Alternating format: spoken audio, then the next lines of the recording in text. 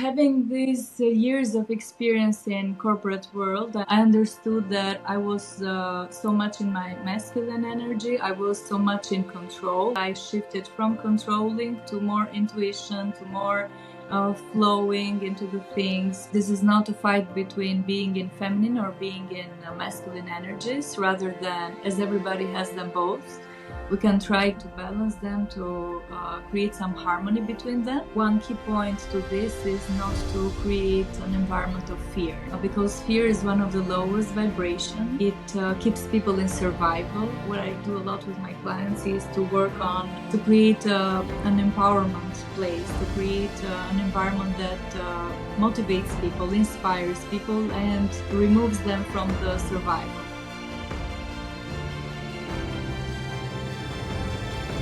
Enxhi, welcome to the Ascended Lightworkers podcast. It's really great to have you here and have this conversation with you. How are you doing today? Hello, and thank you. Thank you for having me. And also, I'm very delighted to be here to share our experience on as a healer. But also, I'd like to give you my congratulations about everything that you're doing, about the platform, and I hope everything goes like amazingly well. Thank you so much. Thank you so much. And thank you for being part of it. Really appreciate it. So, Enxhi, you're a Theta Healing instructor and practitioner, coming also from a background of marketing, PR, and communications. And you specialize working with female executives and leaders in corporate and entrepreneurship, empowering them to break glass ceilings, achieve dream promotions, achieve more with less effort, and also tapping into their female energy at work. So tell us, what were the breakthroughs and key turning moments that inspired you to become a Theta Healing instructor? Thank you for asking. Actually, I love how you could describe me. Like I couldn't say it better. Actually, it's something that came from the experience. So I've been working for more than 10 years in advertising, in creative agencies, in communication, marketing, and the public relations for the private and non-for-profit sectors. And after having all this experience, I noticed that somehow I was feeling stuck. I thought there was more for me, but I wasn't able to reach it. And also maybe I wasn't doing everything in my full potential. So I came across a few healing modalities at that time, but it was pretty interesting how I came across Theta Healing. One of my friends at that time, she was a practitioner. I didn't know anything about Theta Healing. And during the pandemic, I had a very bad toothache. Like for 1 week, I was having a lot of pain. It couldn't stop. It was 24 hours. So at that moment, she just asked me, like, maybe I can send you some healing. It was the first time that I was coming across something like this. But I just said, okay, you can send me healing, whatever it is, like. And during the night, it looked like I received the healing, I accepted the healing, and the next day the pain was gone. So in a couple of months, I didn't actually understood what happened, but then I reached out to this friend and I asked her for more, like, what is it? Like, what is it that you do? Because it's so strange. I've never known something like this before. So she explained even more. I did my first session. And actually, during the first session, when I connected to the energy of Creator, when I connected to the energy of unconditional love, I remembered. And I said to my teacher, the first teacher that I had at that time, I told her, like, I'm going to take the courses. So you let me know when is the first course, and I want to take it.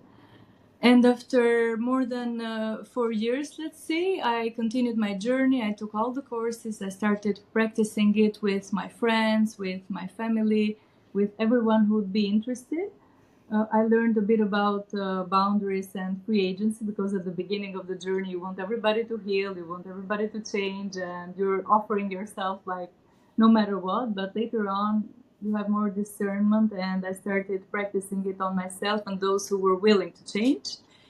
And as a result, working with clients, I came to a point that I understood that I was better at working with females in leadership, and also based on my experience in communication and in corporate world, I could understand better their struggles, and I could address better what they would need from the healing experience. So it's pretty quite interesting, and I find myself I'm more comfortable doing this. I also work in all other types of sessions and clients, but this is what I'm finding more attractive at the moment, and also I'm growing into it. Yeah, I think it's really nice that you managed to combine this, the healing, with something that you really love and interested about, which is more like the corporate, which I think it's also really nice. It can be really nice and fulfilling as well. So It's also very interesting because when you choose a healer or a mentor, someone that you work with, it's very interesting. Usually, you attract someone that has the experience, has the knowledge, and already has these virtues. For example, someone that has a very good public speaking abilities, or has been has an experience in the corporate world, has all the abilities, and has already had the virtues in order for you to learn them. Like, it's also combined with the 3D world, no matter how good healers we could be. yeah, exactly. It's really interesting. So, what were the realizations that you made in your career about accessing more of your female energy at work, and how did this change things for you? So, having these years of experience in corporate world, I understood as I was getting more into the theta healing work and working a lot of sessions with friends and other theta healers. I understood that I was so much in my masculine energy. I was so much in control, wanting to be in control all the time. Um, Maybe most of the time in the victim mode. So things were happening outside of me, but not inward. I wasn't looking for responsibility. I wasn't looking for power in myself. And most of the time, I was forcing things to happen. Sometimes I was out of alignment. So it was ego, and I wasn't very connected to intuition, to my creativity, to the things that were aligned to my path.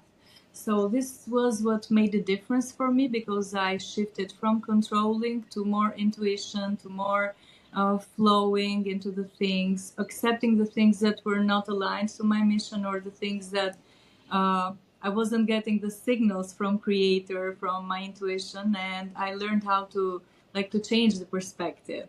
And also I started working a lot with my subconscious mind at that time, like working with the beliefs that could be a blockage, the beliefs that would keep me in survival mode, would keep me in the fighting mode or fight or flight mode all the time. You're trying to protect yourself. So this was what I started working with myself, and later on I started to test this, and also to help clients with this. So releasing the control and being more aligned. Also, what I changed as a mindset was that um, things were not happening to me, everything that was happening around me, but they were happening for me. Like, everything was a signal, everything was a message, and I tried to get those messages, everything that would help me align. I really relate to what you're saying, the last part, because indeed it's nice to change the perspective and say, instead of all things just happen, to just see them as signs and learning opportunities that are happening for you, to see something maybe about yourself, to learn something new, and to maybe see a part of yourself that you don't want to see yet, or something that it's like hidden, and bringing into awareness. Yeah. And even in our everyday life, when we consider that things are happening for us, for example, you apply for a new job, you want to change the direction, the path, but once you don't get that thing, you understand that it's not aligned. So it's like you program yourself. Everything that it's mine will come to me. Yeah, exactly. So it is 2025, and we know and we all sense that the divine feminine is rising. Women are getting more empowered, tapping into the empowerment female qualities. And I think even men tap into more the female side, meaning that instead of only operating from the ego minds, we bring the attention more to the heart, and also learn to tap into our intuition. However, at the beginning of the year, some high-level people were coming out saying that we should bring more of the masculine energy at work. So the question is, what's your view on that? And how should we approach this topic of masculine versus female, especially at work? So what's happening is that more and more people are getting into alignment.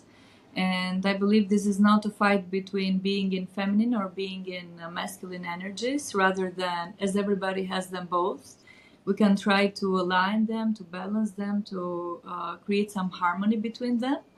And when it comes to workplace, in most of the fields, people are used to being in their masculine energies, and it doesn't have to do their like being a male or a female, but they both use the male energy, which means they're a lot in control. They use a lot of strength. They use the logic, be wanting to protect, using the power. And when it comes to the feminine, both males and females can use more of that, which is use more creativity, be more in alignment, be connected to creator, to intuition, to get messages in a more aligned way without forcing things. So this is something that works best for everyone. And I think that we've been in survival for a lot of time, and now it's time to be more considerate of our own potential, what is possible to be done if we connect with intuition, if we are more aligned, if we don't need to protect and to be in survival all the time. So I think it's a matter of balance, to use both energies and to create some harmony between them. And also males in the corporate world need more feminine energy. They need to use their intuition to be connected to everything, rather than just being power and strength and just give the commands in a way. Yeah, so it's more about balance and It's more alignment. about balance, and maybe try to use and to explore the parts that someone hasn't been using before. So, for example, someone that is a lot in their feminine energy, they can try to learn more about their power. They can balance their intuition with their strength, and it's a matter of balance and alignment. They're not fighting with each other. They're just working together. Yeah, exactly. So, how leaders in organizations can, regardless of gender, can create an environment where both empowered masculine and feminine qualities are appreciated and nurtured? Actually, I believe that one key point to this is not to create an environment of fear, because fear is one of the lowest vibration. It keeps people in survival. They want to be protected. They want to be safe. It doesn't matter if it's a man or a woman. And this way they cannot see beyond. They cannot see their full potential. They cannot see that it is possible to connect with the intuition, to create. So first of all, what I do a lot with my clients is to work on to create an empowerment place, to create an environment that motivates people, inspires people, and removes them from the survival. Those that would like to change, those that would like to do something different. And also for everything, I believe that leaders need to work on themselves, because they can learn other people learn by example. They see them change, they change their reality, they change their frequency, and others will try to be an energy vibration match with these leaders. So if they work on themselves, everything around them will change. Also, the environment will change as well. Nice. So, it's about not having fear and everybody working on ourselves. Yeah, doing their own work. Like, Yeah. if they are unhealed, they will expose parts of themselves that are not lovable. They are in control, and they are so unworthy of being in leadership or also guiding other people. Nice. So many women in leadership positions in corporate or entrepreneurship, as we said, maybe they operate mainly from their masculine energy. So, how does it look like when a woman embraces more female qualities, and how this is going to be reflected in to her team and work and organization? Actually, the changes are amazing to witness, and they change in all areas of their life. So they might be doing work on inner work on healing the corporate part of them and the leadership, but also there are a lot of changes in all areas, and they live more in expansion. So they release the tension. They gain more connection to the intuition. They have more trust. They begin to be more open for support. They open the receptors in their body to see support, to ask for support, to know when and how to get support from different people in their life. They start to have more and more empathy for others, and they know how to create better connections with people around them. Which also affects their decisions, because they are more connected to their intuition, and their decisions are based on empathy, on kindness, on compassion, rather than just being on automatic mode or just using their power and strength as a leader. So it's very beautiful to explore this field. They also connect a lot to their creativity. So to one problem, they have a lot of other solutions rather than they would have before. Like, they find so much more creativity in everything that comes along during the day. Nice. And why women today might have a hard time like relaxing, letting go, and getting into receiver's mode? How can they tap into this energy, and what difference will it make in their life? So we talked a bit about fear as an energy, as a vibration, which is very low. Fear, guilt, shame are one of the lowest vibrations. Feeling unworthy are one of the lowest vibrations that people might feel and have in their life. And the thing is that in most of the companies and societies, people are comparing themselves, and also they're in a lot of competition. So very often this doesn't allow them to make mistakes. This doesn't allow them to explore which is the best version of themselves, or how can they access the highest version of themselves. And wanting to be in safety, wanting to protect themselves, females are usually, most of the time, it's hard for them to relax. It's also hard to find the space to heal, to explore, to accept things that maybe they have to change, and rather they are just taking action and moving forward and being in this male energy most of the time. So I believe that competition and being in fear, being in survival, makes it hard to relax and to go inward.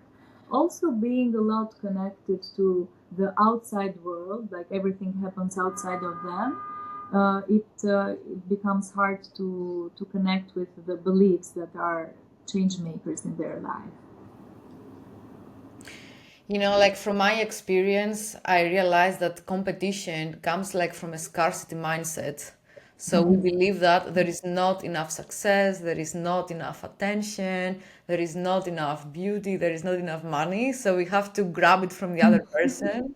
That's Yeah. why we get competitive. But I think when we change to an abundance mindset, we say there is enough to go around for everybody.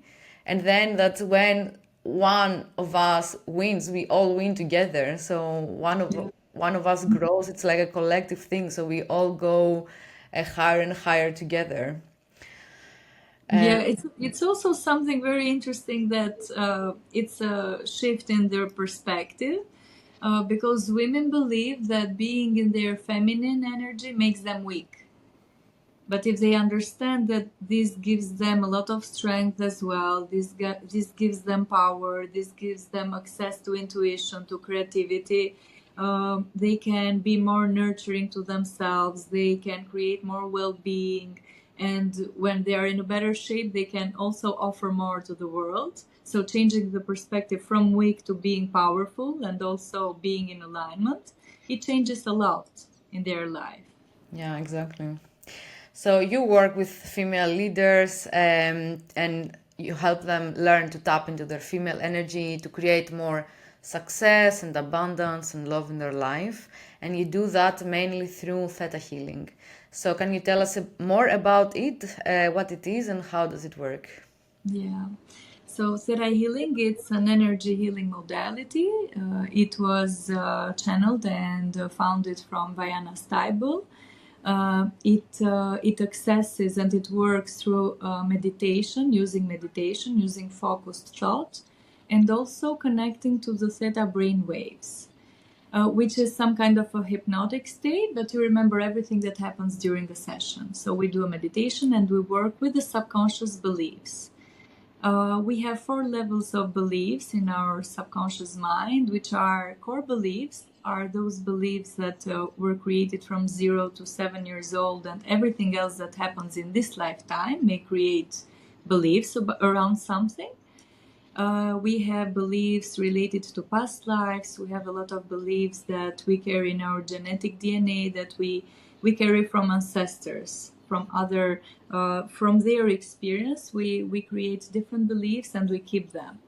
And also we have beliefs in our soul level, which are very deep. And also when we change this, it's very powerful. The changes are very powerful in our life. What we work in Theta Healing is that during the session, for a specific topic, we find the bottom belief, which is a belief that it has been integrated in our subconscious mind. It's something that we strongly believe, even though we don't know it consciously, and we do the changes. So we find this belief and we create new feelings. We download new beliefs which are more empowering compared to this limiting belief. For example, one belief could be I'm unworthy of love, or no one loves me, or no matter what I do, I'm never successful. So these are limiting beliefs that sometimes we access them and we find them in our subconscious mind. In Theta Healing, we always connect to the energy of Creator, the energy of Source.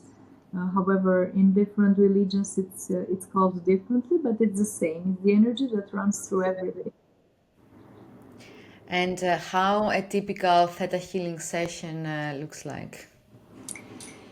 So it starts always with a meditation. It's a short meditation at the beginning. So we can get the client in the Theta Healing brainwave and also in a relaxed mode where we access more memories, where we access more subconscious beliefs. And also we connect with the feelings, emotions relating to the topic. We go to the places where this belief was created when we work on a specific topic. Sometimes we go on the ancestral level, sometimes we go in past lives, sometimes the client needs to access a memory from the childhood. And from there, we release all the negative emotions that were created. We release the shock, the drama, the trauma, free-floating memories that they might have. And we start releasing these limiting beliefs, and we substitute them with something positive, with new energies, with new feelings. We download new beliefs, and all the changes are done on 4 levels of belief, so in all areas of their life. From your experience, what are some bottom beliefs that women have when it comes to business success, generating wealth, leadership? Where do they come from? And what are some empowering beliefs that we can replace them with? Mm-hmm. So some of the most common beliefs that women might have are not having the feeling of lack of support, so they are not supported, or they have to do everything on their own. It's another belief.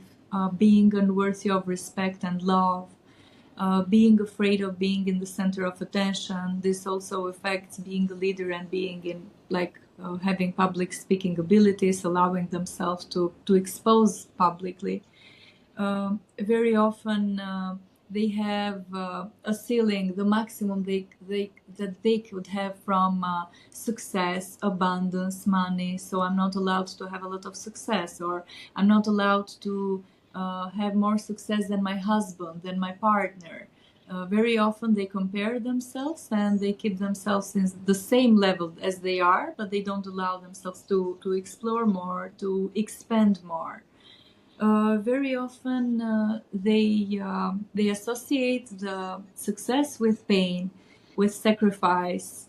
Very often they don't have the belief that there is plenty. there are a lot of scarcity beliefs around money, around success, around support. And also they have some kind of disconnection with intuition. Sometimes they are afraid to see the highest truth. Sometimes they are afraid in discovering more about themselves. So these are main beliefs that very often appear during sessions with the client. And very often we learn everything we learn in Theta Healing. It comes from creator's perspective, which means it's not applied the filter that, for example, you and me, we've had during our experience on Earth and in this lifetime, but it comes from the highest perspective. It comes from the highest truth. And we teach them how to be worthy of love. We teach them how to be worthy of respect, what it means, what it feels like to be seen, to be heard, to be listened to. They learn how to create better connections with everyone around them, or how to release a sense of being compared to others, rather than how to connect with their intuition, the best version of themselves. So we work with a lot of new beliefs and feelings and emotions, so that every cell of their body knows the difference between the scarcity, between the limiting beliefs, and the new beliefs that we integrate. Nice. I like how complete is this process. That first it's more about clearing the old, so looking at the old patterns, the traumas or limiting beliefs and clearing them up, but then also installing new ones from the higher perspective. So it's like, okay, you unlearn to operate in a way, but then you also learn how to operate in a new way. I think it's interesting. It's beautiful, and also you can feel it in your body. So when you start the session, you might feel a lot of tension, you might feel some heaviness, and these are the releasing parts. These are the parts that during the session you feel that you unlock them. The deeper you go, the more heavy energies you release, and also you start feeling them in your body. And when we are about to finish the session, you feel lighter and lighter and lighter, and you get these new downloads. That's beautiful as a process to witness. And what are some impressive transformations that you have witnessed through working with your clients, and what were the effects later on their lives and career and business? At the beginning, I've noticed that a lot of them need to release a lot of grief. They need to release low vibrational energies and feelings such as resentment, rejection, feeling rejected. So at the beginning, just as at the beginning of a session, at the beginning of work with a client, they release a lot of energies that keep us stuck in the past. They keep them revengeful, and they start more exploring their creativity. They get more connected to the intuition.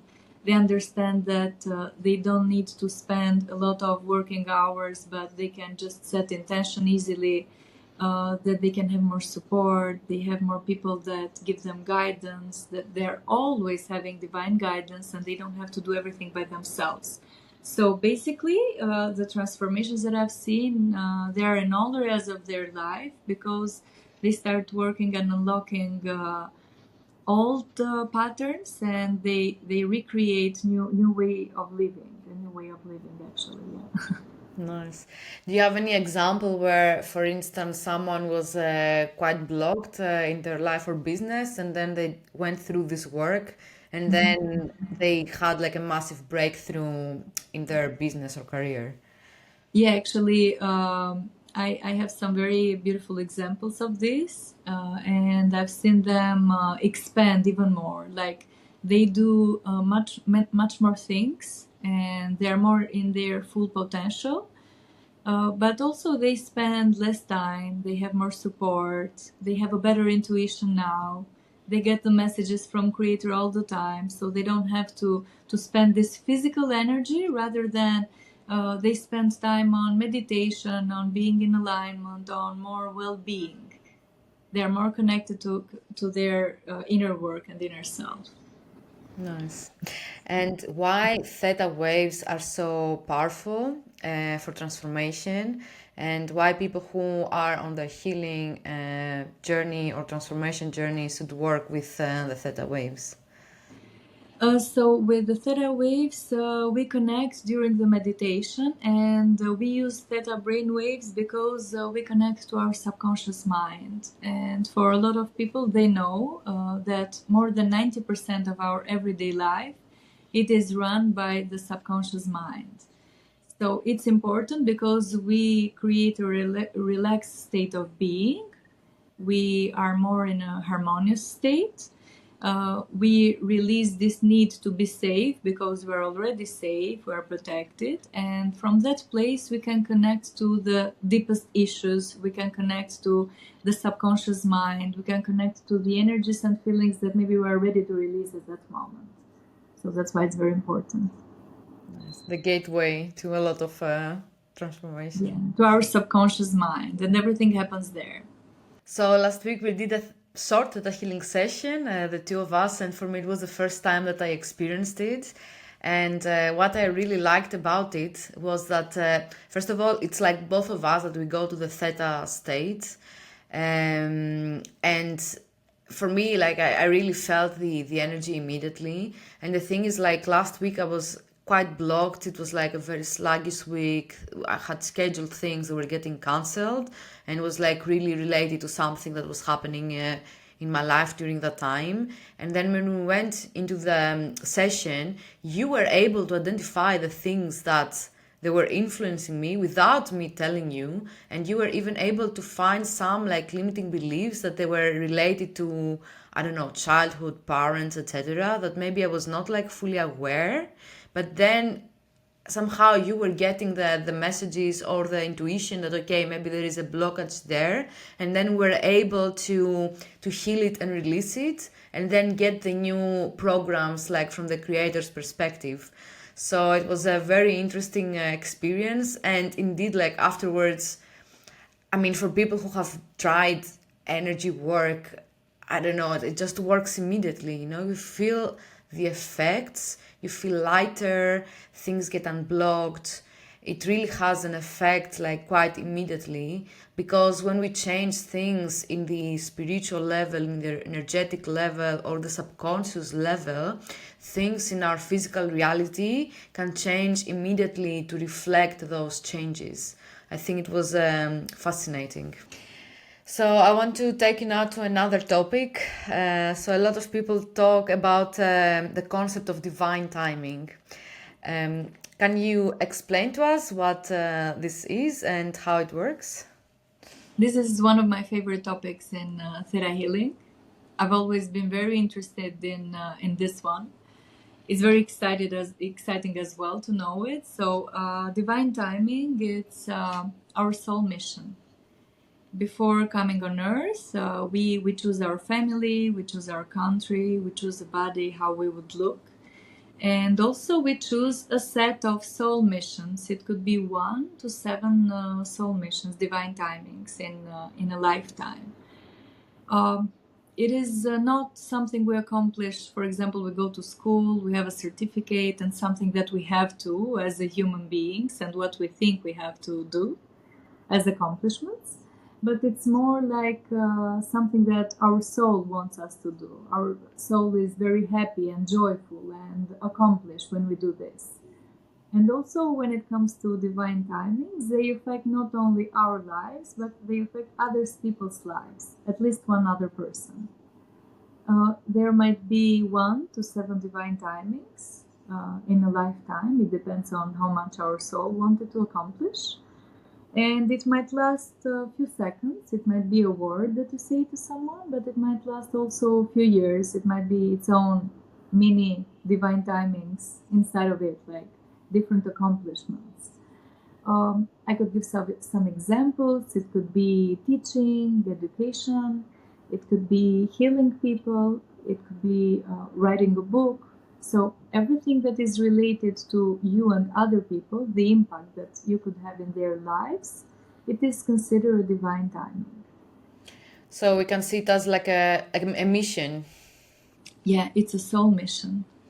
And how can we get in touch with those soul missions? Like how signals from the soul can appear? So the thing is that you have to do them in this lifetime, and It is in a specific moment that they can happen. And you start noticing and feeling them once you are ready. For example, in Theta Healing, we can access, for example, I could see some of your divine timings, but it's only you that you have the full access of it. And you see it only when you are ready. It's like a movie, but you can see it when you are fully ready to know. Sometimes it might be something that it's huge at the moment. For example, if someone would say to me that you would be writing 10 books, it would be overwhelming at this moment. But maybe a few years later, I discover that I have this ability. I discover that it's my calling, and it would be right for me to know this divine timing. So what we can do to access with them, with healing work, we access them most of the time, and the more aligned we are, the easier it becomes for us to understand what we truly want. What's our soul mission? Like, it comes naturally. So, is there anything we can do to influence maybe or accelerate this divine timing? For instance, if there is something that it's about to come in 10 years, is there something that we can do today to, let's say, bring it forward a few years? Or it's something that it's just gonna come when it's meant to come to us? Yes, so it is called divine timing. So it is related to time. But everything that we do before we go there, it prepares us for it. So the more we are in alignment, the more we clear the blockages and the limiting beliefs, it will become easier. So if you are supposed to be a teacher, the more you start doing public speaking and like practicing it in a way, you will know that when time is there, when the people show up and you know that it's your divine timing, everything becomes easier. You were practicing it all the way long, and when it comes the moment, you are ready to apply it. But you cannot do it earlier. It's like sometimes it's connected to the divine timing of the earth, sometimes it's connected also to other souls that will participate in it. So that's why it happens in a specific moment. But when we are in alignment, we have the opportunity to go there with ease, with grace, and it becomes easier to get there. Because everything that we do before going there, it's up to us. Everything is changeable.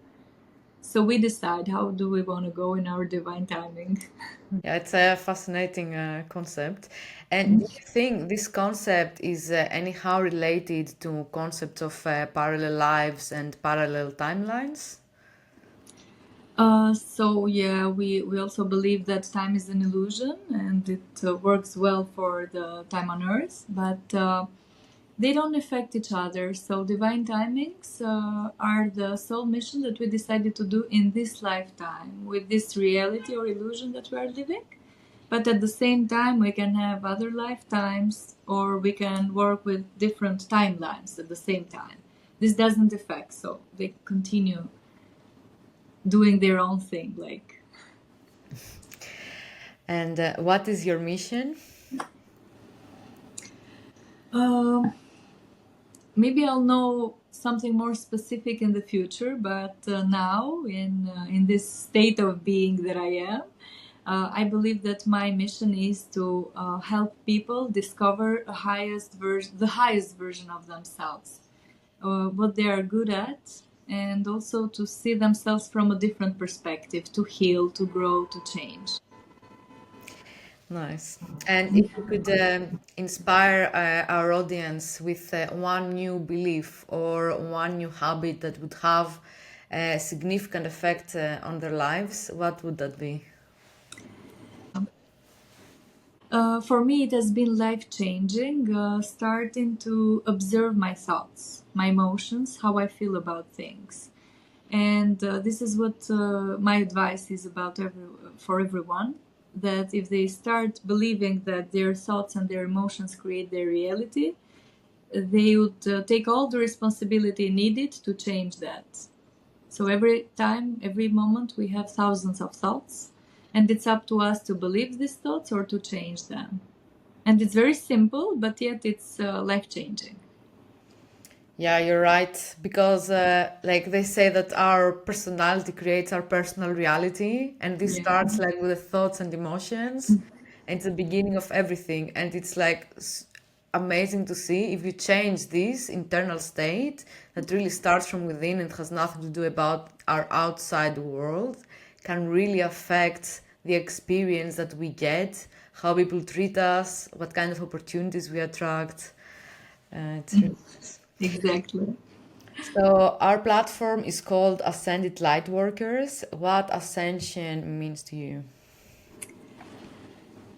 For based on my experience, it means remembering who we truly are, remembering our essence, and also trying to help others to find that. This is what I believe.